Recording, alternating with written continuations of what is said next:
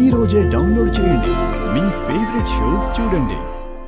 పిన్ని, లహరి ప్రాణానికి ఏం ప్రమాదం లేదని చెప్పారు డాక్టర్.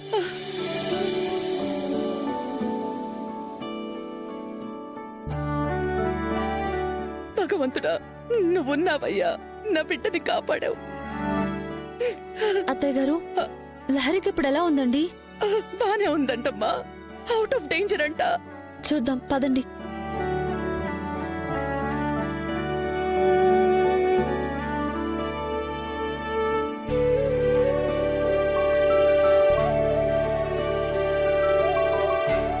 దేవుడా, నీ దయ వల్ల లారీకేం కాలేదు.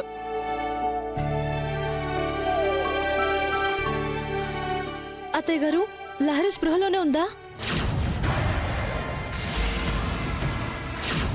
చెప్పండి అత్తయ్య గారు.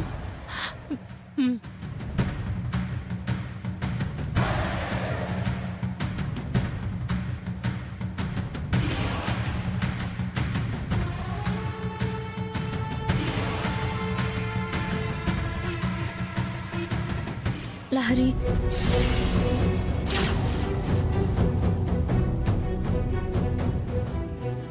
ఏంటి లహరి, నువ్వు సూసైడ్ అటెంప్ట్ చేయడం ఏంటి? నీకేమైనా పిచ్చా? నీకంత కష్టం ఏమొచ్చింది? ఏంటి ప్రాబ్లం? ప్రాబ్లం అంటే వదినా,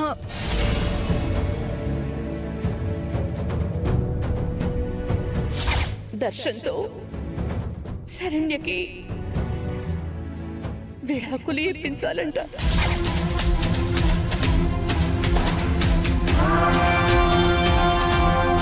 వాడు చెప్పినట్టు చేస్తేనే లహరికి సంబంధించిన ఎవిడెన్స్ ని మనకి తిరిగి ఇచ్చేస్తాడంట.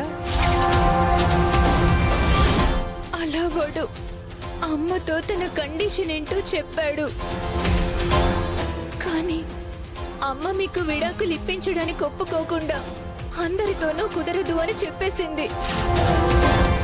అంటే ఇక నేను జైలుకి వెళ్ళడం తప్ప వేరే మార్గం లేదు కదా వదినా.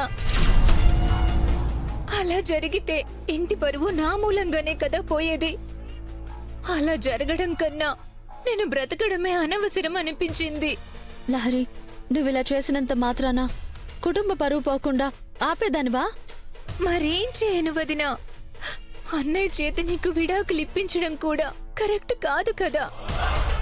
నీ జీవితం పాడైపోదా?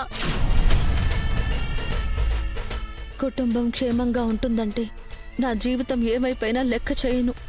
పైగా ఇంటి గౌరవ మర్యాదలు కాపాడటం కోడలిగా నా బాధ్యత.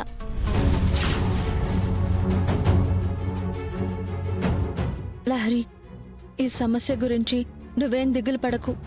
నువ్వు బాగుండాలి. ఆనంద నిలయం పరువు గౌరవం ఎన్నటికీ పాడైపోకూడదు. కాపాడే శక్తి అవకాశం నా చేతుల్లో ఉంది. నేనేం చేయడానికి కూడా వెనకాడను. వద్దు వదినా, నువ్వే నిర్ణయం తీసుకోవద్దు. లహరి, ఈ విషయం ఎవరికి చెప్పకు. నాకు మాట ఇవ్వు. వద్దు వదినా, నా కోసం నీ లైఫ్ పాడవడం నేను ఒప్పుకోను.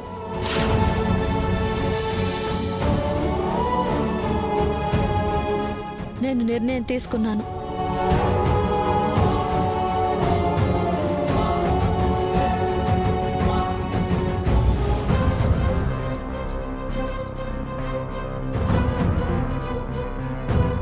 దర్శన్తో శరణ్యకి విడాకులు ఇప్పించాలంట. నేను బ్రతకడమే అనవసరం అనిపించింది.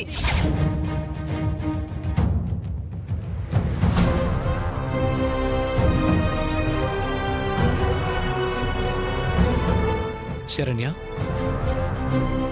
ఏంటలా ఉన్నావు? ఏమీ లేదండి. ఏం లేకుండా ఎందుకు ఇలా ఉంటావు? ఏమైందో చెప్పు. లహరి గురించే కదా?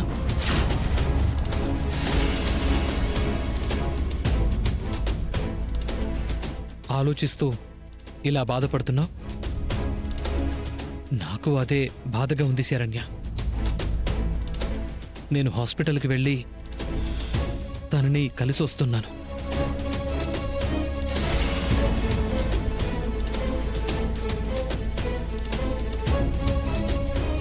కలిసారా? ఆయనతో లహరి ఏం చెప్పలేదు కదా? దేవుడా! అవునా? ఆ, లహరిని కలిసే వచ్చారా? అవును. తన నా స్థితిలో చూడ్డం నాకు చాలా బాధేసింది శరణ్య. ఏ కష్టం తెలియకుండా లహరి మా అందరి ప్రేమతో ఎంతో అల్లారు ముద్దుగా పెరిగింది. అలాంటిది తనని మేమంతా అలా చూడ్డం ఎవరి వల్ల అవుతుంది? చిన్న పిల్ల శరణ్య. తను అంత ఎమోషనల్ అయ్యే పరిస్థితులు అసలు ఎందుకు వచ్చాయో కూడా నాకు అర్థం కావటం లేదు. అంటే లహరి ఈయనతో ఏమీ చెప్పలేదు. బాధపడకండి, తనకిప్పుడు ఏమీ అవ్వలేదు కదా. తొందరగానే లహరి మెంటల్లీ కూడా రికవరీ అవుతుంది.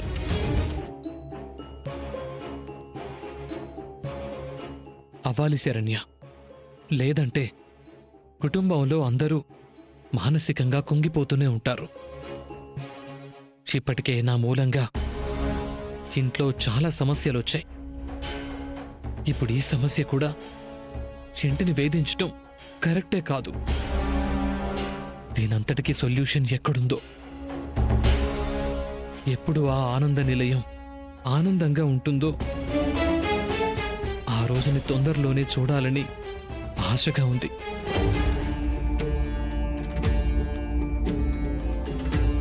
మీ ఆశ తప్పకుండా నెరవేరుతుందండి. ఆనంద నిలయం నుంచి ఆనందం ఎప్పటికీ దూరం అవ్వదు. ఆ ఇంటి కోడలిగా, మీ భార్యగా కుటుంబాన్ని పరువు మర్యాదలతో కాపాడుకోవడం నా బాధ్యత. మాటిస్తున్నానండి. ఎంత కష్టమైనా సరే లహరి జీవితాన్ని నేను చక్కబెడతాను.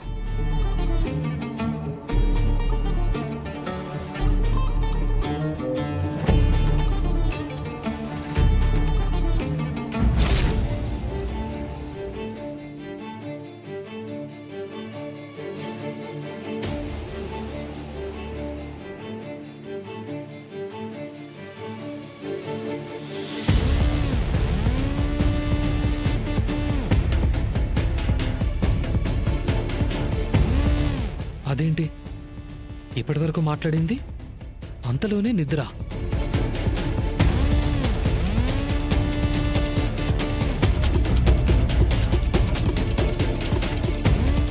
శరణ్య, శరణ్య, శరణ్య, శరణ్య.